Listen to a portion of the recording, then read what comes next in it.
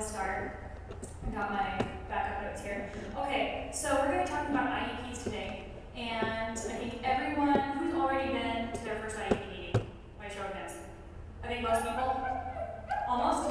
Okay, almost everybody. So we have some experience. Okay, the very first thing before we get into advocacy, getting them to give you more services, all that stuff, the very best thing to do is to get organized. Okay, and so the best thing you can do is create a master binder. Okay, and this is going to have copies of all the most recent reports, the most recent IEP, all the insurance, charts, everything that you want.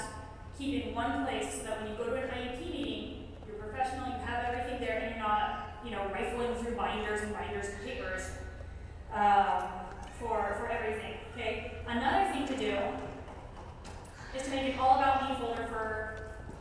Oh, perfect. Okay.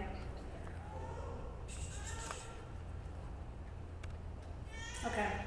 So you want to do an All About Me folder to hand out to every single member of your IEP team. This is going to have a little bit about your kid. It's going to say, my name is Chelsea. You always write it from the child's perspective. My name is Chelsea. I'm very excited to come to school, and I want to ride the bus and see my friends, and a little bit about them, and then it always helps to say, okay, I'm worried about being bullied this year because I can't speak well. I'm worried about falling and getting hurt because I have global developmental delays. Okay. You also want to create, I saw this in our folders this year, a page about SAPI-2 associated syndrome. Very easy to read. You don't want to put in a ton of information or else it will not get read. And then if you want to put in any other things, osteopenia, seizure disorder, anything, you go ahead and stick it in there. Okay, so the very basics of IEPs is, since most of us have already been through this, we're just going to breeze through this really, really fast. So it's pretty much an education program that is tailored for your student. This means that it is not when you go in and they say, okay, we'll give you 3 days of preschool, half days, and you get 20 minutes of group speech and 20 minutes of OT a week, and that's what you get. Because that's not tailored to the child. That is just a kind of a one-size-fits-all program, and that's not what we're looking for. Okay, but schools are notorious for doing that. So every SAPI-2 kid should have an IEP, even if they're getting private therapy, even if they're in daycare, whatever the case is, they need to have an IEP that gives services, and then it helps lead them into job skills and everything else later on.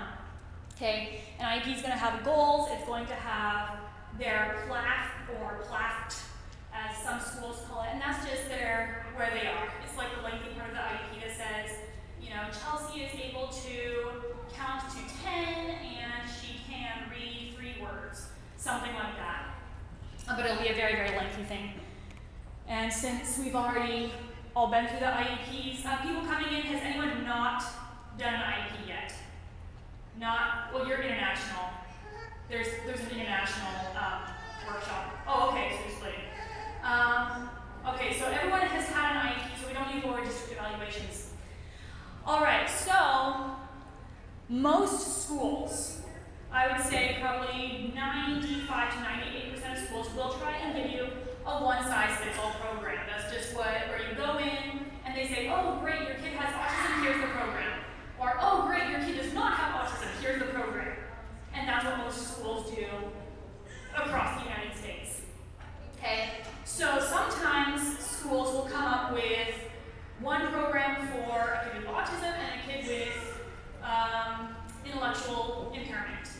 And say, okay, well, you can have this program or this program. And that way you kind of feel like you're getting a tailored program, but you're actually not. So this is just one thing for an individualized program. It's going to say exactly what your child needs. And it's going to be, okay, she's going to get 110 minutes of speech weekly, 90 minutes of one-on-one with a KSLP trained, just blah, blah, blah, blah, blah. It's going to be so long. Oh my goodness. Hey, sweet, this one's mine. I have Chelsea and then Lily over there are both mine with SAPI-2. Okay. One other big tip, you always want to tell the school what is appropriate for your child. Never say best, erase that from your vocabulary right now. Because if you say, I want what is best for my child, then the school is going to say, well, we don't have to give best. We have to give enough for your child to make progress, but we don't have to give you best. So never say best to the school. You always say, it is appropriate for my child to receive one-on-one speech intervention, or it is not appropriate to give group speech therapy because of, XYZ study. And that's another great thing to do, is to get letters from Dr. Z, from any professional at the conference, and bring it into your IEP and say, here it is. They say this is appropriate and this is not, and the school is required by law to take that into consideration. Okay, so you have all these great ideas. You go into the meeting and you say, I want my kid to have 2 hours of speech therapy and an hour of OT every week, and they need to be in mainstream 2 hours a day, and the school says no. And you say, oh, but my kid needs this, and they say no. And here's some reasons why they say no, okay? They will think that it's too expensive, because a lot of services are very expensive. They don't have the staff. They don't have, oh my goodness, a lot of schools are stuck to their policies. They say, well, this is what we've been doing for years. We're not going to change that, and we're definitely not going to change it for one kid. What makes your kid so special? And so there's going to be so many different things. And then also, sometimes schools are not aware of the legal requirements. So when you go in and say, I want my kid to have extended school year, and they say, oh no, we don't give that to your kid, because they didn't regress over spring break. No, Jesse. Then that's technically illegal. So, one of the biggest problems parents have going into IEPs, myself included, is you get so emotional, because this is your kid. This is your whole life, and when you go in and you're fighting for them, and you keep hearing no, then you start getting really worked up. And I started crying. I'm sure so many of us have started crying. So we're going to do a quick practice round. So I want you to pair up with someone that you do not know yet. So no spouses, no family that came with you, someone you don't know, okay? And we're going to go over for just 2 minutes or so, and you're going to talk to them about, this is what I want for my kid. This is why I want them to have an iPad with a communication device in school. This is why I want them to have one-on-one. And then I'm going to go back to the role, to the last slide, and the other person is going to be the school, and you're going to tell them no.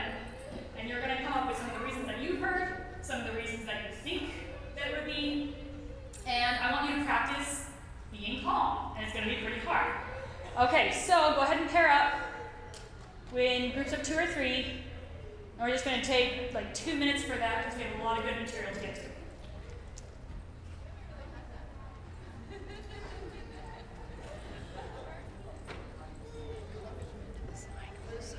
Oh, yeah.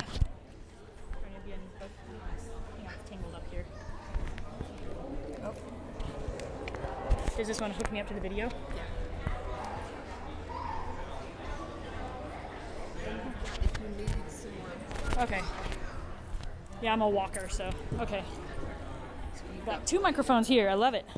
You've got plenty of leeway here. Just try not to step. Oh yeah, look at that. I'm just corded all over. Alrighty.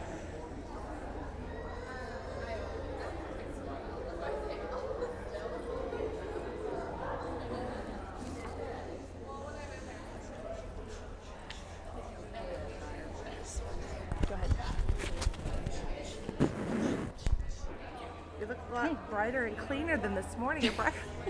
Hey, are we going to get a copy of the slides? Yeah, I'm gonna have them send it out later. Yeah. Yeah, because then we'll all stop trying to take notes. Holding babies. Yeah, that's hard.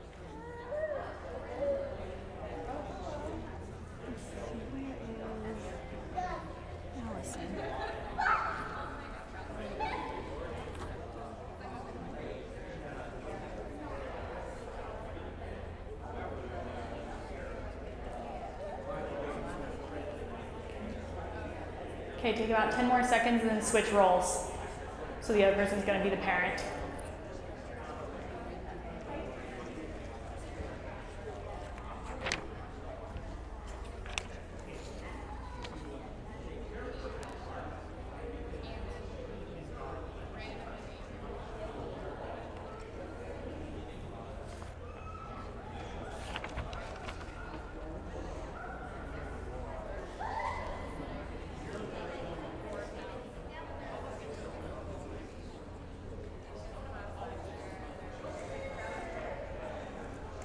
If you haven't already, go ahead and switch. Just switch roles.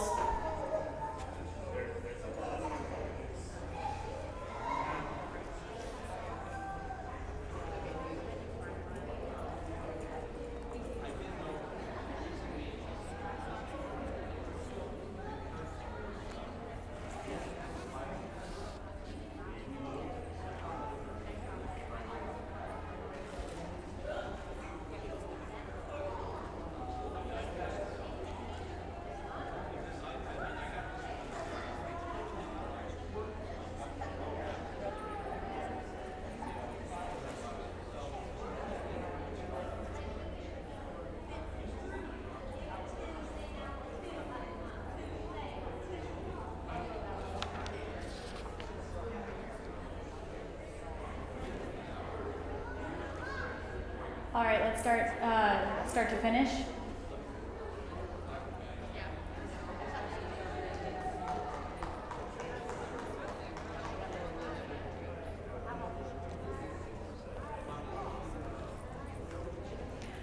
All right, let's go ahead and stop. Did anyone feel kind of emotional talking about this?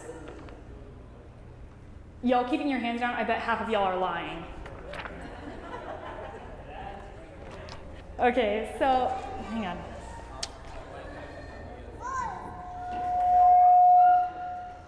Okay, there we go. Okay, so one of the problems when you go in to advocate with a school is there are gatekeepers there that they say no for their job. Their job is to make sure that the district stays within budget, that they don't go over, that their teachers are kept happy, that they're not overworked, and so it's kind of their job to say no to you.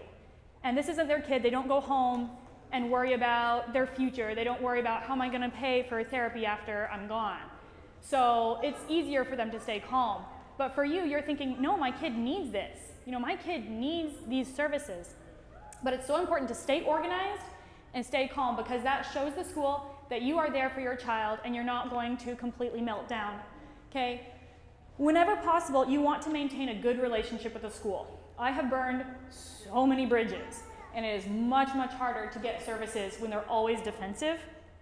And the way I think about it is I will be super nice to you until we cross a line, and then I'm willing to throw anyone under the bus for my kid. It's kind of the way I look at it. And okay, so compromising. You always want to go in thinking, here are some things that I absolutely want. Some other things I'll compromise on. Like for my daughter's IEP, I wanted right about 2 hours of speech therapy a week, okay? And I didn't want group speech therapy because I had had a really bad experience with going in and the teacher got up, left the room, the group speech therapist came, sat down, and she said, okay, we're gonna go around and say book, book, book, book. It was terrible. It was horrible. And so I went in saying, I am not going to take group speech therapy for at least an hour and a half of that time. So I went in and I said, you know, I really want 2 hours of one-on-one. And oh, well, I don't know, we really need group speech therapy. You know, they were really pushing back. And so then I said, well, what if we do half an hour of group speech therapy? Because I really just wanted an hour and a half. And then they gave that to me, okay? So training. This is one of the very, very best things that you can do. You're already doing a great start by being here at the conference because this is where you'll meet up with other parents and they are your very best resource. Okay, you're going to read articles, books. The best trainings that I think are the Wright's Law ones. If you've never heard of them, look up wrightslaw.com and we will go ahead and, or they have fantastic trainings. You'll learn so much. Okay, and I will have these slides out to everyone. Okay, so with other parents, you want to talk to other parents here about what a SATB2 kid needs in their IEP. But then when you go home, you need to get on some support groups for people in your district, people in your state, because different states have different laws. And so if you are in, say, New York or California, those are like the two golden states for special needs. Yeah, right there. And some of the rest of us have to fight a whole lot harder. Okay, so negotiating with the school. A lot of school people feel like they're the expert, even though no one really knows about SATB2 except for the people here at this conference. But they'll pretend like they do. And so you say, oh, well, what do you think we should do to meet this goal? and that makes them feel a little bit better. Okay, so, and if you don't like what they're suggesting, they're saying, oh, well, we need to do group speech therapy. Then you start asking questions like, oh, I'm confused as to how we'd be able to address apraxia of speech in a group setting when it's recommended one-on-one. Here's the study. And then again, they have to consider that. And then tell stories. Most people in special ed are there but just because they love our special needs kids. You know, they just love us. They love our kids. And so the best thing to do is to tell stories. So one thing I did with Chelsea was I told them I always want to be informed of everything. You know, if there is one adult with my child, then I need to know everything that's going on, everything. And I kind of scared them at first. Hang on. Backing up, okay. When I first came to Chelsea's new school that she's at now, I had just come from a terrible district where I had to fight tooth and nail for everything. So I came in with all guns firing, and they were terrified of me. And so I learned that telling stories is so much easier to get them on your child's side than it is to come in with guns firing. And so you come in and say, you know, there was one time and my child was at the school and she came home with bruises and I had no idea what happened. You start crying then is a good time to cry. I had no idea what was going on and I'm so worried if something happens to my child. So the next week, the school calls me when I was at work, and they called me not one, but 5 times. And they left voicemails saying, something happened to Chelsea at school, you need to call us back right now. And I was thinking, oh my gosh, oh no, what happened? And so I'm getting emails and texts and calls from the school, and so I call them back after work. I'm like, what happened? Oh my gosh. And in my mind, I'm imagining her falling off the playground, having a seizure, and then being trampled on by some overactive 5th graders. And they're like, well, don't worry, but we think she might have an ant bite on her finger. I was like, oh gosh. Okay, but I'd much rather them do that than nothing. Okay, meeting informally is a great way to help them be on your side. Because when you go into an IEP meeting and there's lots of people across the table, it can get overwhelming, you start forgetting things. So the best thing to do is to say, hey, Miss Speech Therapist, I would like to meet with you. During your lunch break, I'll bring you Chick-fil-A, and I wanted to ask you about a couple things. Go over everything that you were going to ask in the IEP the next week, and that way there's no stress at the IEP meeting. And then she likes you because you brought Chick-fil-A. Okay, so I'm trying to run through this really fast so that we can get to all these things. So, some common problems for SAPB2 kids. My kid doesn't get enough services. We don't get ESY or extended school year during the summer. This program is awful. I don't know what to ask for. I get overwhelmed in the meetings. 5 very common problems. So, when your child doesn't get enough services, you need to make sure that their program, number 1, is individualized. A lot of times when they're not getting enough services, it's because the school slapped them into a one-size-fits-all program, and that is not individualized. And a lot of the goals that they'll say, this is a great goal for your child, was given to every single other child in their grade. So that's why you want to come in with some goals in mind. So again, the letters from the professionals, great idea. Email Dr. Z, and what I did with this was I typed up a letter saying, this is appropriate, this is not appropriate, and I asked Dr. Z to sign at the bottom, and he did it. It was great. So best practices research. One of the things that is required by schools, like I was talking about before, is that they have to consider any best practice research. So credible research, not just some article you found on Google, but a credible research article that says the best thing for kids with apraxia is frequent intense speech therapy, one-on-one, and it's 3 to 5 times a week for 20 to 30 minutes each. That is good credible research. You bring that in, highlight that portion, forget the rest, you shove the highlighted portion over and say, look here, this is credible research. Okay? So you need to think about why the school is saying no and try to be flexible. Like for Chelsea, they were worried about her missing time with her peers in mainstream, which is why they didn't want to give me more speech therapy. And I said, well, what if the speech therapist goes in with Chelsea to recess or to lunch and is her one-on-one speech therapist and helps her engage with conversation with her mainstream peers? And I said, oh yeah, that'll work. That way she's getting mainstream time and she's getting speech time, and so we were both happy. So where you want to agree on common ground when you can. Okay. Let's see. Okay. Who has a terrible relationship with their school? Anyone? All right. If you have a really bad relationship with your school, unfortunately, you need to document everything that goes on. Anytime that they call you, email you, you get a log, say, this is who called, this day, this time, here's what we talked about. Because if it's not in writing, it did not happen. So if they say, we would love to give your child 100 million speech minutes a week, and we're gonna do that, but they just tell you over the phone, it doesn't happen. They're not held to it. Prior written notice. If you are not getting many services, if they keep telling you no, especially if it's too expensive, you need to ask for a prior written notice. So every time that they hand you the procedural safeguards that they're required to give you every single year, there's a section in there about prior written notice. Most schools have no idea what it is. I can almost guarantee you, even though they hand it to you every single year.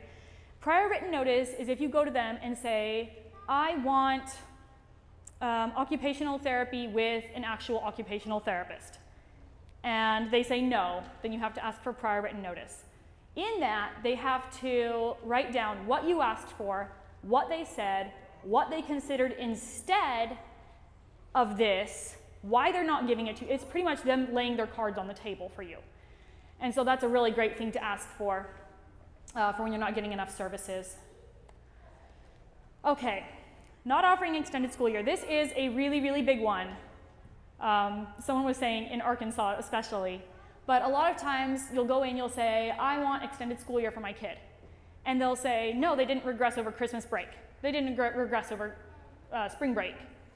And that is true. That is one of the criteria that would qualify them for extended school year, but there are several others, like degree of progress. If they haven't made a lot of progress toward their IEP goals, that will qualify them for extended school year.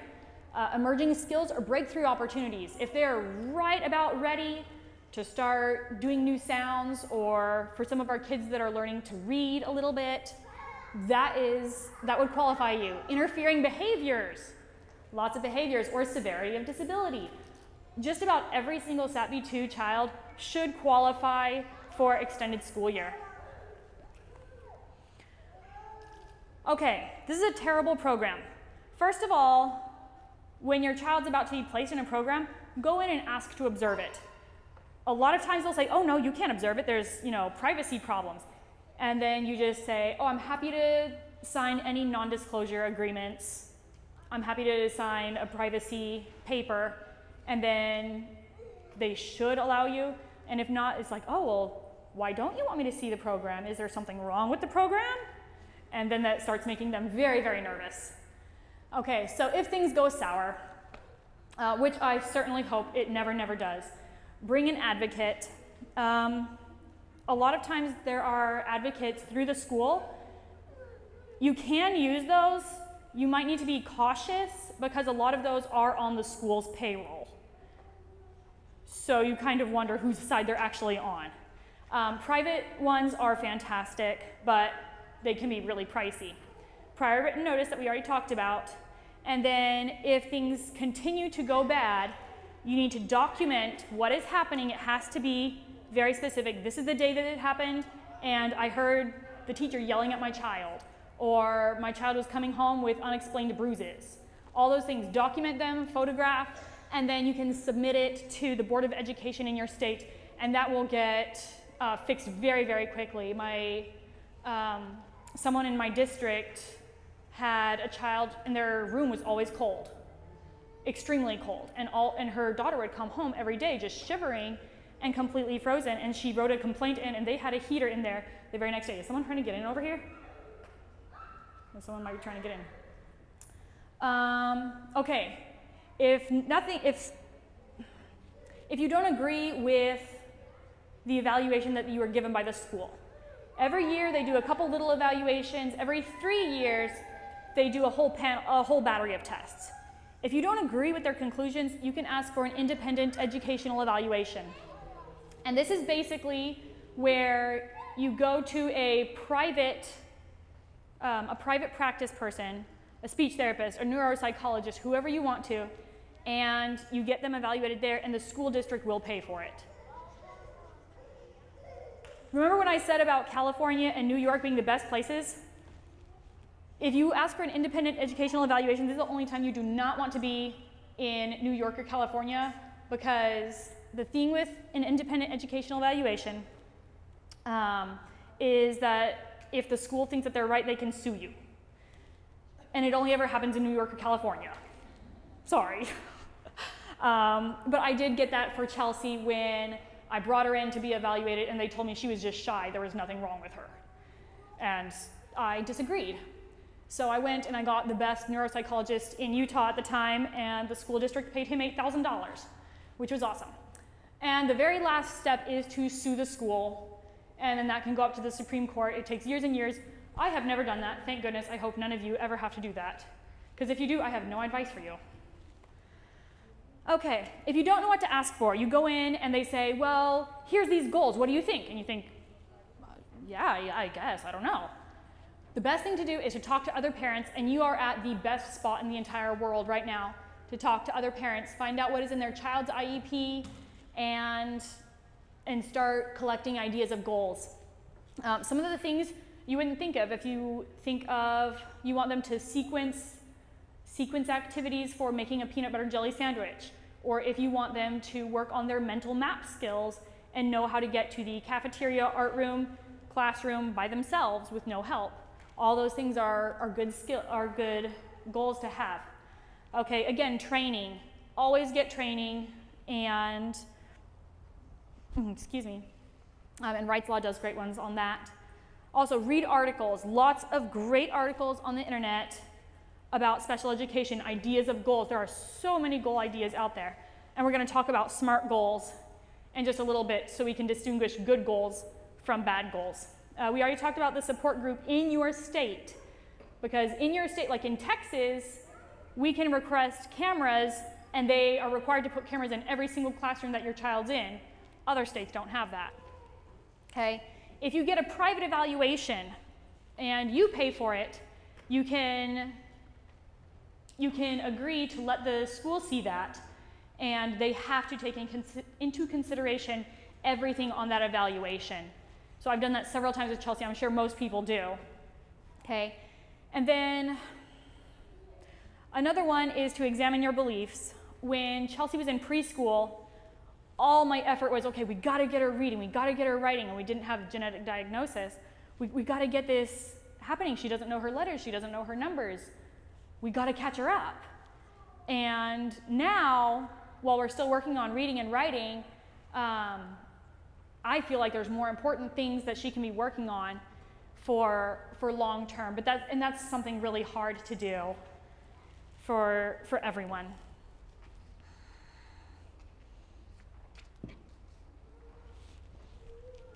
Okay. And then the IDEA. Do we know what the IDEA is? Show of hands. Okay.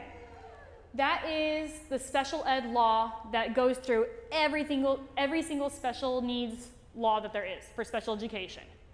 And it says if your child is homeless, here's what you do. None of that's for y'all. But for an independent educational evaluation, here's the criteria. For prior written notice, here's the criteria, and it's a fantastic resource. Okay, if you are overwhelmed at IEP meetings, the best thing to do is bring support. You want your spouse there, if you have a pastor, if you have a friend, family members, you want someone there on your side, because otherwise you're sitting on a table across from a dozen professionals, and that can be very, very intimidating. So you want to talk to the teachers, talk to the therapist ahead of time. You don't want to bring everything in there and surprise them at the IEP, because then they're going to start digging in their heels and say, no, no, no, no, no, and they'll never know what to expect from you. So the best thing to do is to talk to the teacher ahead of time, just sit her down one-on-one and say, here's what I would like to talk about, and it's much easier for them and for you. Okay? Bringing in professionals, and then practice advocating, just like we were doing before. You want to practice in front of a mirror, with your spouse, with a friend, anybody, so that you know what you're going to say and you don't get there and start sweating and sputtering and lose your train of thought. Okay, and then make lists of talking points, which I'm sure you all do. Okay, preparing for an IEP meeting. Deciding what you want, meeting the members ahead of time, making a parent agenda. Usually when we go into an IEP meeting, then the school has an agenda and they say, we're going to go over this, and now you can read the minutes.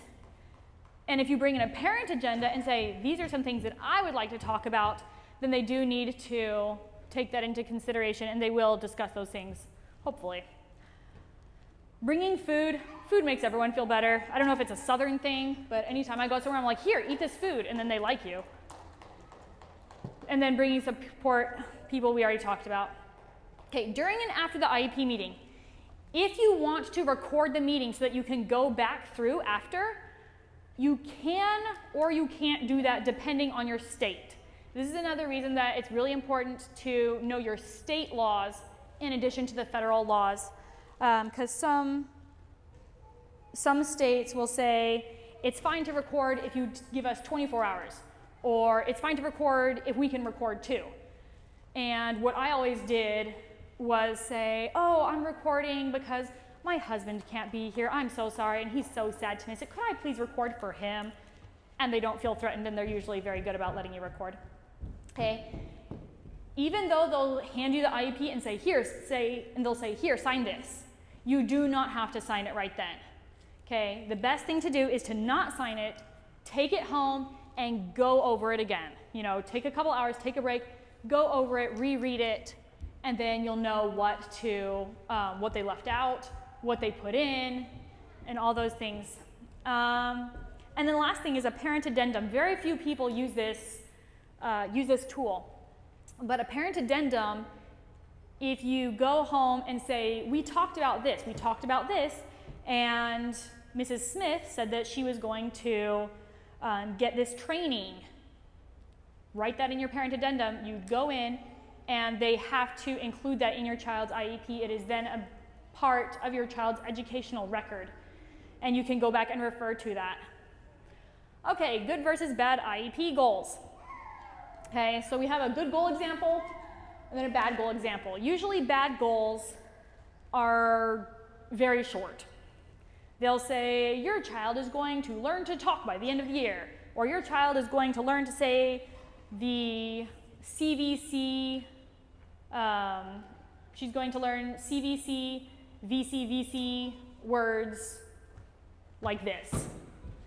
And what you want to do is to have a SMART goal, which is specific, measurable, action-related, realistic, and timely.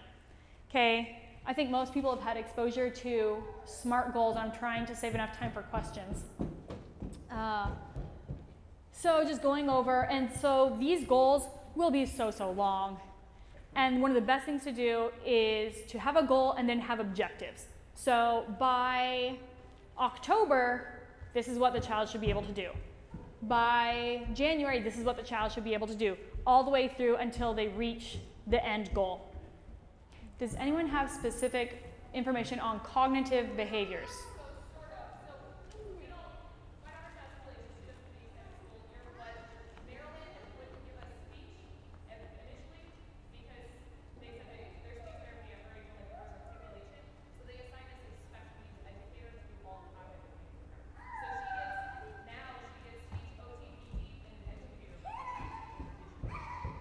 So typically a cognitive thing will be working on reading, math, all those things. As for, no.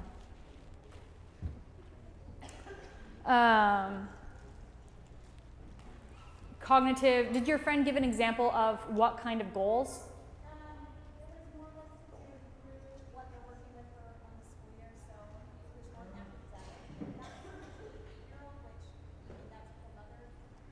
They should be working on some academics during extended school year. Did they?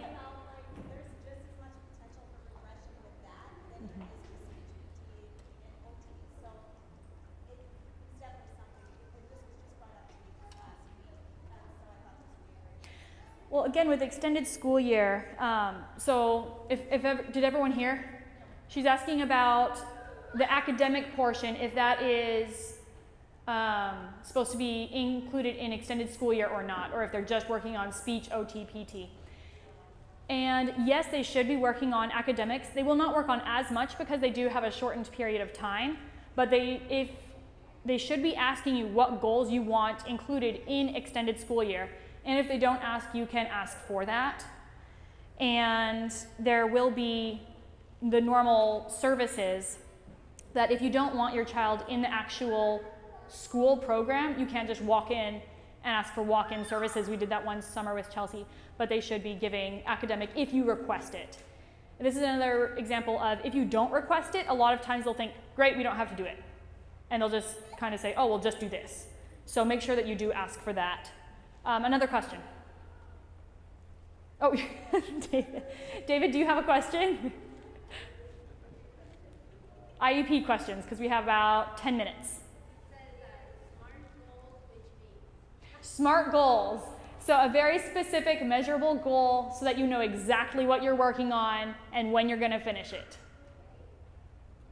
That's a good question, David. You had a question?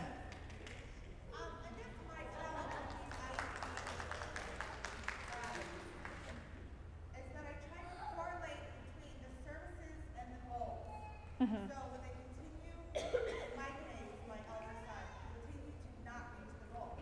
And my argument was, it's because we're not doing enough services. If we did more and played it smarter, and if we would be longer doing speech or in our case, HEOT and what have you, then we would do better on the goals. But no, their response was to reduce the expectations, the goals and the threshold, even though by state have to be certain, they would reduce the expectation in the goal. You know what I'm saying? Because instead of increasing the services, their response was to reduce the goal so we'd be more likely to meet the goal. A lot of schools will do that. They'll say, oh, well, your child isn't capable of hitting this goal, so let's do this really easy goal that we know we can hit. Because then it starts reflecting back on the teacher, and the school starts saying, well, your kids aren't hitting their IEP goals, what's wrong with you?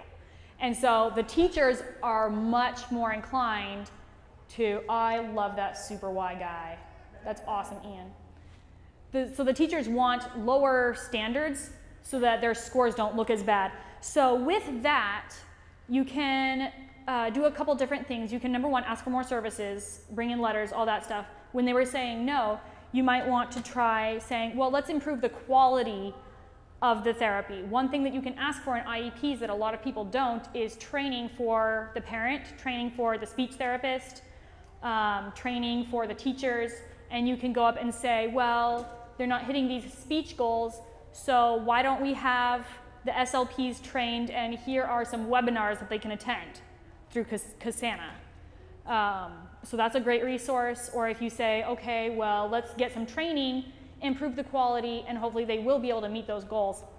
If they continue to not meet the goals, then at that point you might want to say, to do a different evaluation from a private therapist, to bring that in and say, here's what this therapist says that the goals should be. If you're disagreeing on the goals, you'll want an outside person to give a second opinion.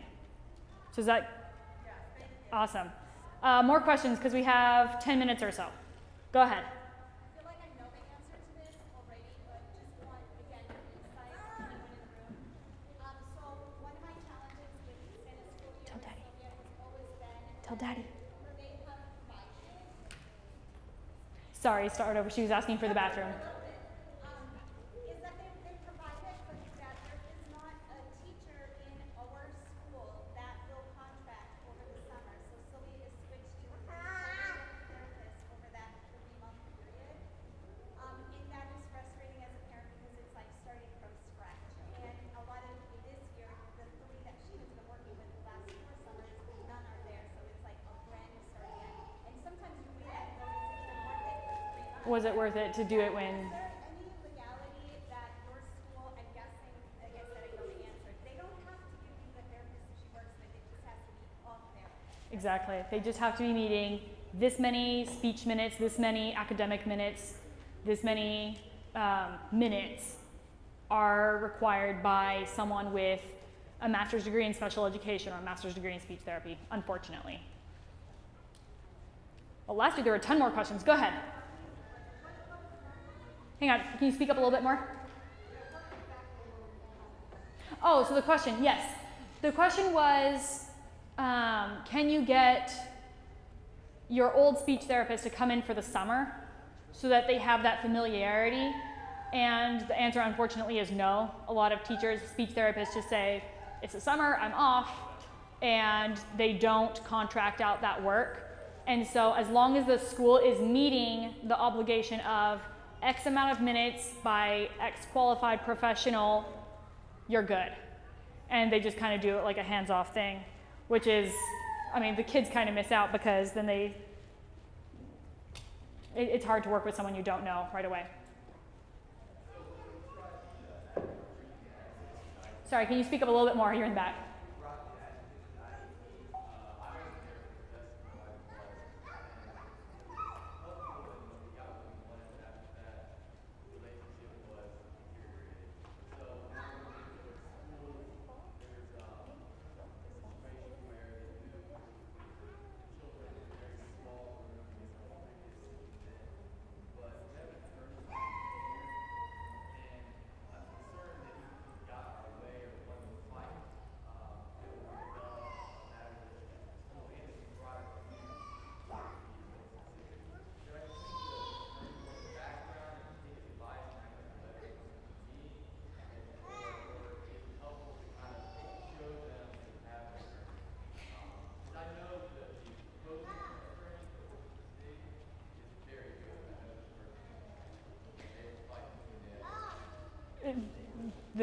The way attorneys are, right? Fighting to the death. Okay, let me make sure I have your question. So you brought an advocate to the meeting, and you got what you wanted, but then the relationship with the school deteriorated, and so you're wanting to know if in the future you just need to go back and forth with the advocate on the side or bring them. It really depends on the school. Some schools are totally okay with you bringing an advocate, and other schools freak out. And going back and forth with an advocate and then not signing it, then bring it back, say, okay, what do you say? And the only time you need to let the school know that you have an advocate or an attorney is if they're coming to the meeting or if you're going to sue them. But I'm hoping that it's not to that point. But yes, the best thing to do would probably just be go back and forth with them and come in knowing what to do. Again, get some training for yourself. It sounds like you're already pretty good with what the laws state. Sweetie, can you go sit down? But yeah, the best thing to do would be go back and forth. Any other questions? Because we still have 5 minutes. Well, last year there were a lot more questions. Nothing. Keep talking. All right. Okay, so I'll go over some of my notes here. Okay. So back to the extended school year, because I got a lot of questions last year about that. If you want to tell them to say what else is required for extended school year, you need to tell them that it's the Roush versus Fontaine 1994 case in Maryland.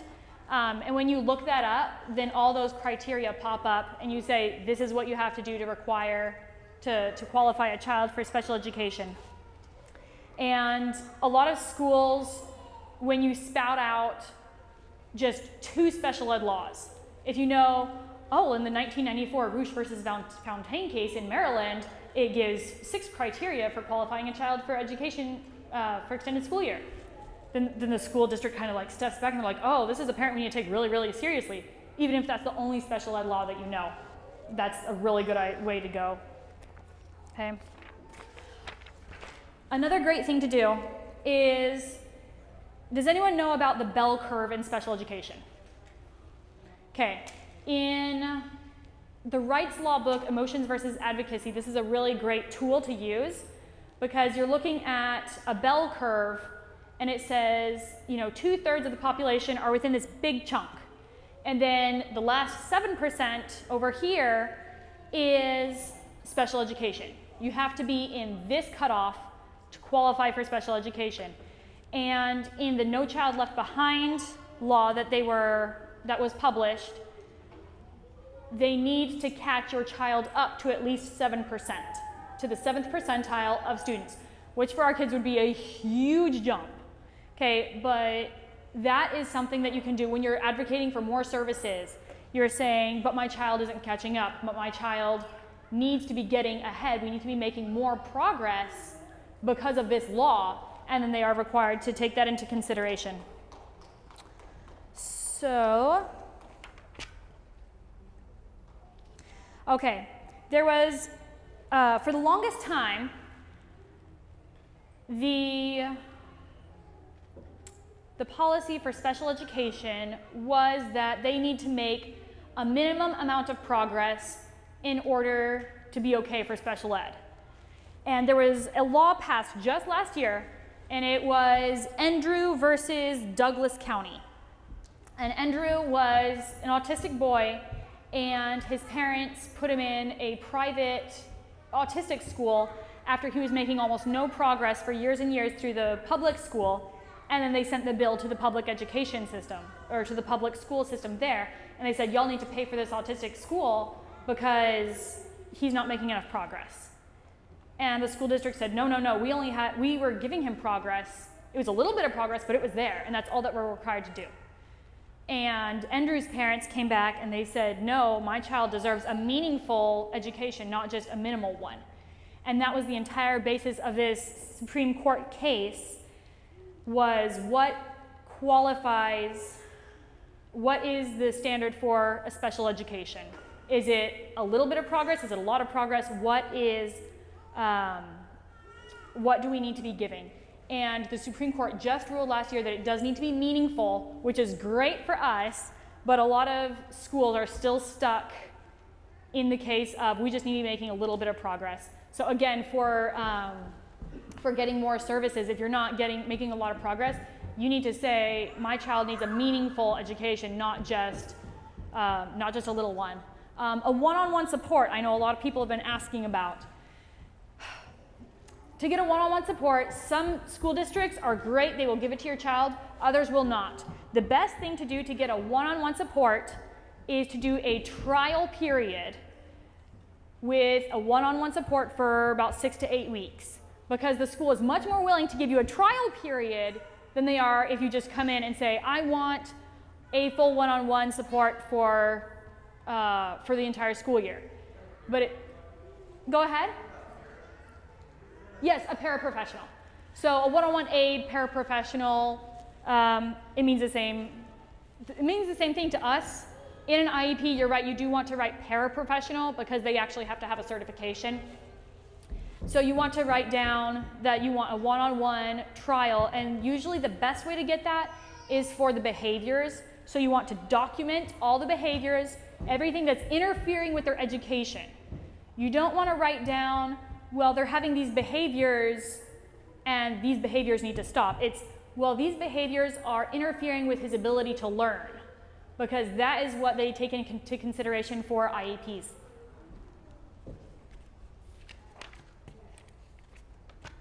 Okay, and then I just have like 1 more minute. Go ahead.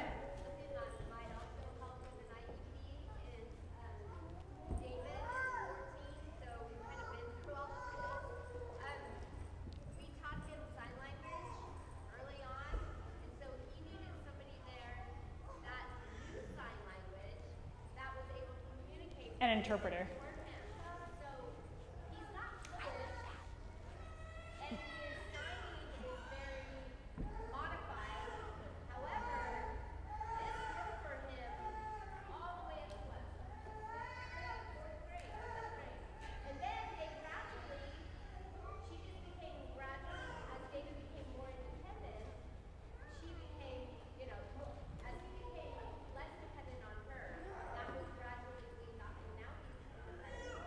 That's fantastic. What she was saying was that she taught her son sign language, and she got a one-on-one professional to be there to interpret for him, even though he wasn't fluent, that was his primary method of communication. And there is a special ed law that talks about if English is not your child's first language, the school does need to provide an interpreter, and ASL would qualify for that, and that's a very, very good idea.